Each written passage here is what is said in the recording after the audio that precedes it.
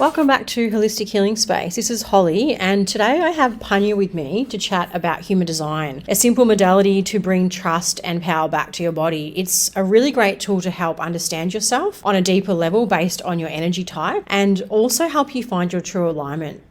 Well, hi, Pania. It's so awesome that we can have this chat on the podcast today. I know that you're really knowledgeable about human design. It's something I've looked into a little bit, which helped to understand myself, and I often recommend it to my clients, but you're the expert, and I'm just so pleased to have you on Holistic Healing Space today. So thank you so much.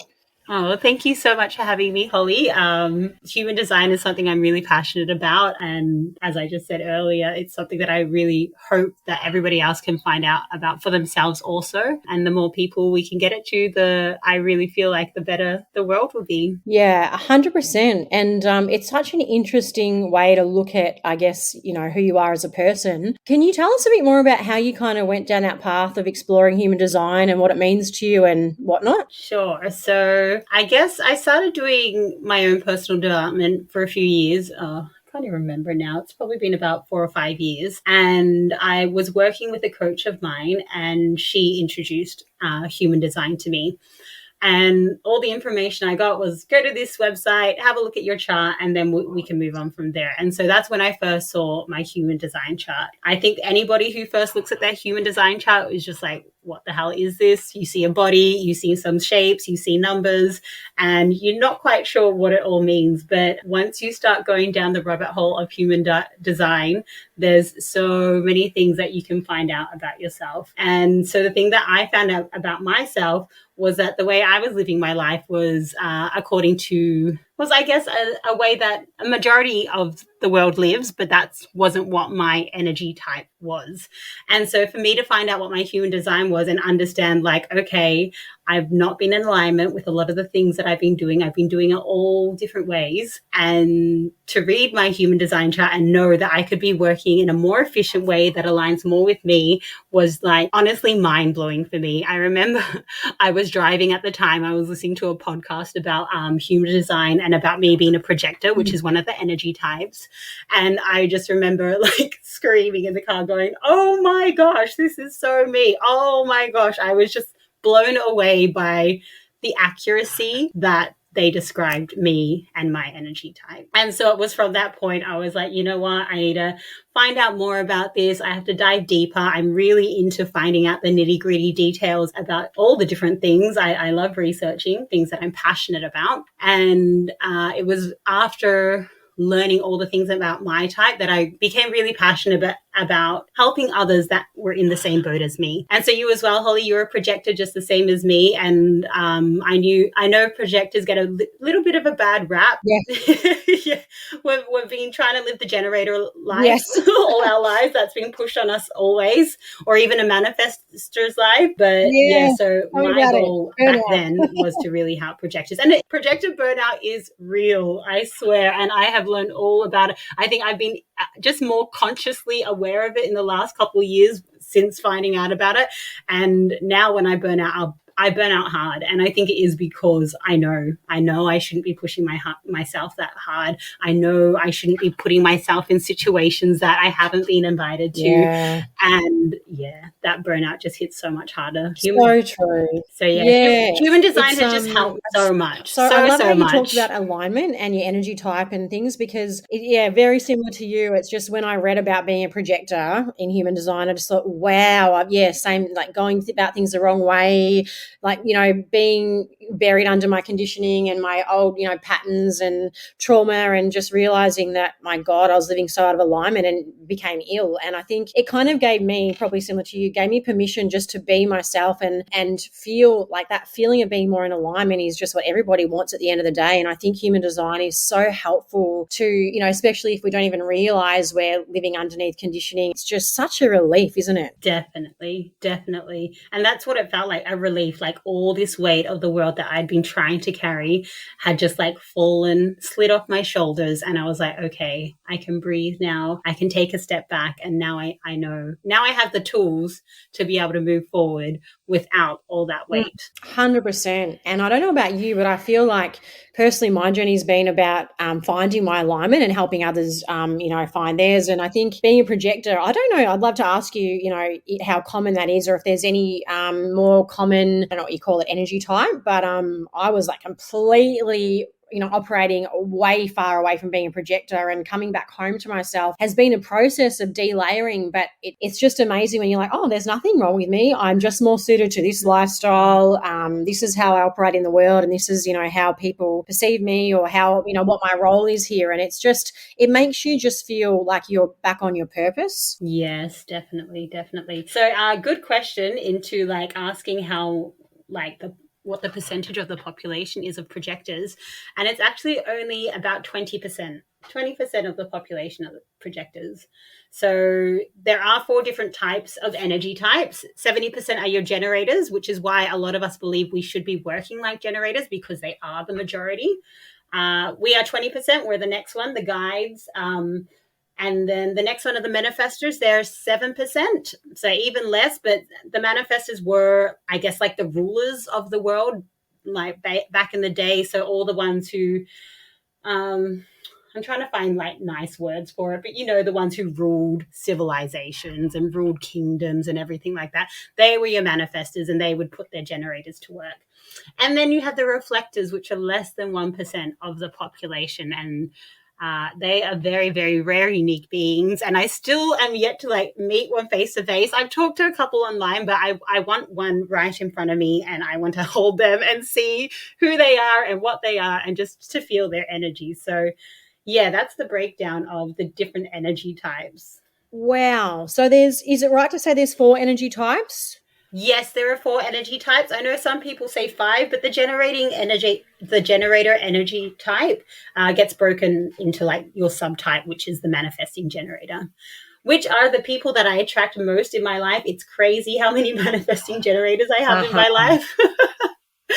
But yeah, so 4 energy types. So Pania, would you be able to give us a bit of a rundown of each energy type, just so people might get maybe a bit of a feel for what they're resonating with, and it might encourage them to look deeper into human design, because it is such an amazing tool. As I said, I love talking about human design. And as much as I have that soft spot for projectors, we still all have to live in unison together. So if we know who we are and who the people are around us, then it's just beneficial for everybody. So I guess I'll start with the manifestors, because they were the rulers for a very long time. As I said, they used to rule the kingdoms, they ruled the civilizations, and they were only 7% of the population. So there didn't need to be many of them. But manifestors, their energy type is, as they're called, a manifesting energy type. So they can create very, very easy. They can initiate very, very easy. And I know everybody always thinks they want to be a manifestor, but they've still got a little bumps in the road on the way. It's still not the easiest life for a manifestor. Yeah.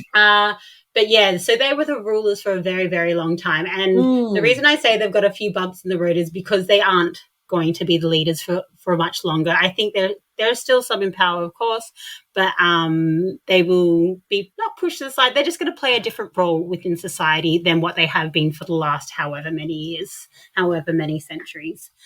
And so that's the energy. So that's the manifestor.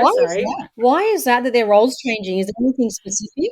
Yes. So the reason their role has changed is because projectors have come into the mix. So projectors have only been a thing since the 1700s. So just to backtrack a little bit, human design is based on many different types of modalities that have come together. So you've got the I Ching, you've got the Kabbalah, you've got astrology, you've got the chakra system. What human design believes in is that we were 7 center beings, and then back in the 1700s, we evolved into 9 center beings.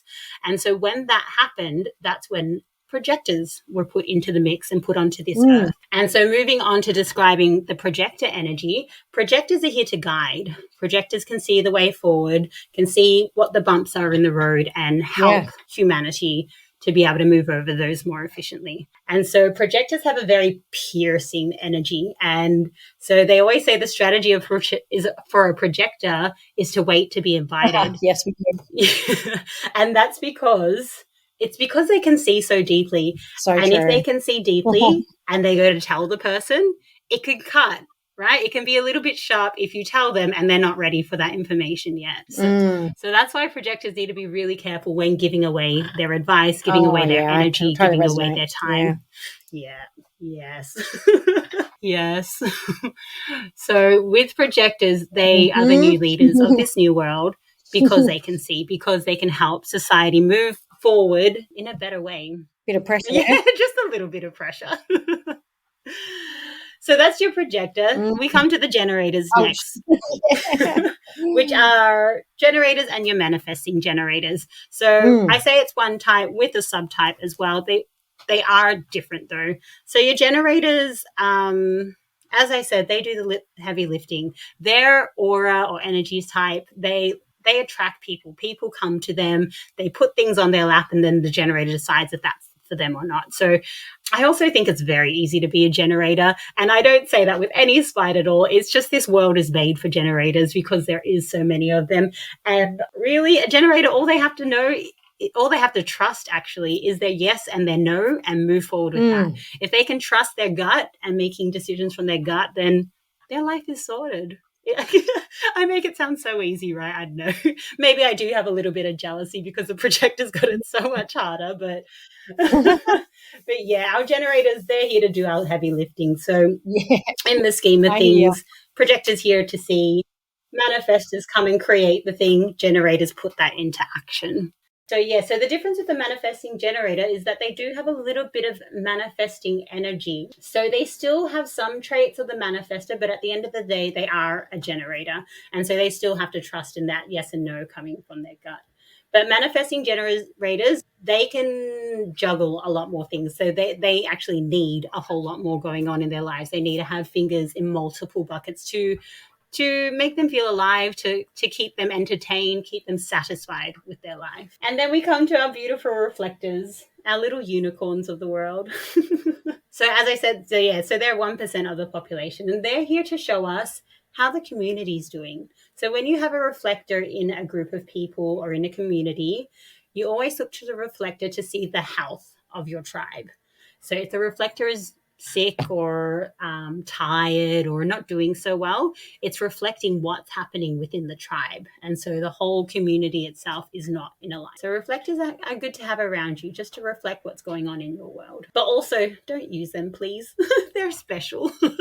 Our reflectors are special. Yeah, it's a very, very rare occurrence. Do you actually do charts for people, Pania? I'm going to say yes, I do charts. I was doing charts at the start, and then I went back into my cave because a part of my chart says I am a hermit and I love being my hermit self. Then I would come out again, and then I did readings, and then I came back in my chart. But I have been invited in the last month to do some readings. So I'm like, okay, I've got to start. I'm going to come out of my cave and share my gifts because, I can't be gatekeeping all of that knowledge, all of that information. No, you're needed, my dear, and I totally get it. Like, I think as a projector, we kind of go in and out of hermit mode as we process and, upgrade and go through our stuff and, and wait to be invited. So I completely relate. And I think, your knowledge is so helpful. And I often, as I said, tell clients to look up human design. And I just thought that you would have some, great knowledge for people. And at this podcast, we'll have to put some info about you and how people can actually maybe contact you to get their chart done, because you have so much knowledge about it. I mean, we've just touched the surface, but yes, of course. Yeah, I'll be able to give you all of that. I'll send the links and all those things. People can reach out to me if they wanted to learn a little bit more about their human design. Great. And I guess, every time someone gets their chart done, it's really going to send them into, delve deeper into themselves and their lifestyles and their choices and their current way that they live in terms of deciphering what they need to, I guess, let go of, transform in order to come into full alignment and feel healthy and happy. And is that it's an experiment, and that's what the person who put this out in the world for us always says. It's an experiment. So if there are things that you don't resonate with, that's fine. Like, go read into other things. Like, there's so much different information out there. Yeah. Experiment with what feels right for you, what feels right for your body. Because at the end of the day, that's what human design is about, giving guidance. But I feel like personally the human design really helped me, change some things that I needed to feel more aligned. And, even going deeper there, there's different aspects to, I mean, for example, you and I are both projectors, but we might live slightly different lifestyles and have different purposes. But it definitely has been a massive helper, I feel anyway, personally. So, Panya, is there anything further you'd like to share about human design that might be of interest to people and help them? Yes. So since finding out about human design for me, I have been experimenting with it for the last, I guess, 2 years. I can't even remember now. It feels like forever now that I've had it in my life. Yeah. But I have dived deeper. So there, as I said earlier, there's so much information to find out, and you can get caught up a little bit in all the information that's out there. So it's really good to start with basics. But there is another modality which is based off human design, which is called the gene keys. And it's something I'm really passionate at the moment. You've read the gene keys? I've heard of it. I know a little bit, but I know nothing. But it's something that really resonates. So please share. Well, for me, it resonates because I feel like it's a more poetic version of human design. So the words do get a little bit fancier, but the readings that you get within gene keys, I just feel like I really relate to. I feel it hits me deeper inside of me. And yeah, it's the other thing I'm passionate about when it comes to human design. So gene keys is something that I've been experimenting with more so recently. As much as I found out about it when I first started, again, it was just too much information all at once. So just recently I've started getting into gene keys, and it's again blown my mind and opened up even more. So explained the different energy types earlier. So your manifestors, your generators, your projectors, your reflectors. As you said, even though we're both projectors, we've both got a different way of living, of being, we have different purposes in this world. And so gene keys really dive deep into those purposes. Wow. And yeah, so it's a whole nother array of things to learn. But it's something that I'm so passionate about that I would really, really love to create a space for people to come to and to be able to contemplate what the teachings are and to see how they fit within your life, see where you can see the different aspects of the gene keys within your life. So that is something that I am creating and I am hoping to put out in the world. It's more so a group coming together because that's how I love working. I love being able to vibe off what other people says, because at the end of the day, whatever is going on for someone else is generally something for me as well. I've always found that when sitting in spaces with different people. And so that's what I would love, is to help people go through their gene keys, to go through their chart, and then have a safe space for people to talk about it, to express how they feel about the things, to even express to say, oh no, this actually doesn't resonate with me. But yeah, that's something I have in the works at the moment. That's amazing, Panya. That really hit a chord with me too. Like incorporating the two sounds really amazing, and helping people delve deeper into their psyche and their soul truth and their true path. And oh wow. In terms of gene keys, do you need to have more info? With human design, you said your date of birth and the time of birth. Does gene keys, do you need to kind of have different information about yourself, or is it kind of similar? No. Yeah, gene keys it's all the same information, and literally the same. It's based off the same science of human design. So the creator of the gene keys was a student of human design, and he just put his little sprinkle on it and created the gene keys. So yeah, it's just really beautiful when you read or listen, even because there's a lot of audios out there with the gene keys. I just feel like it speaks to my soul a lot clearer. I love that. We can always delve so much deeper, can't we? Which is the amazing thing about life. Like the layers and layers of the bloody onion is a bit mental at times. Definitely.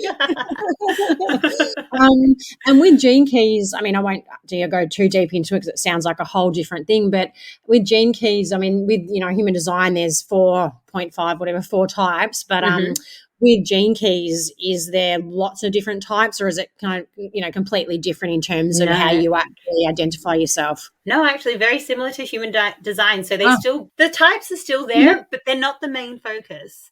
I think it's right. kind of like Gene Keys is your graduation once you've learnt the basics of human design. And look, people can Mm, go down the path of human design and learning all the nitty gritties of human design, which is really, really good. Or they mm. can step into Gene Keys. I know there are a lot of purists in the human design world that are like, no, Gene Keys is just made up and rah, rah, rah, and it's stolen from human design. But I feel they complement each other so beautifully. Wow.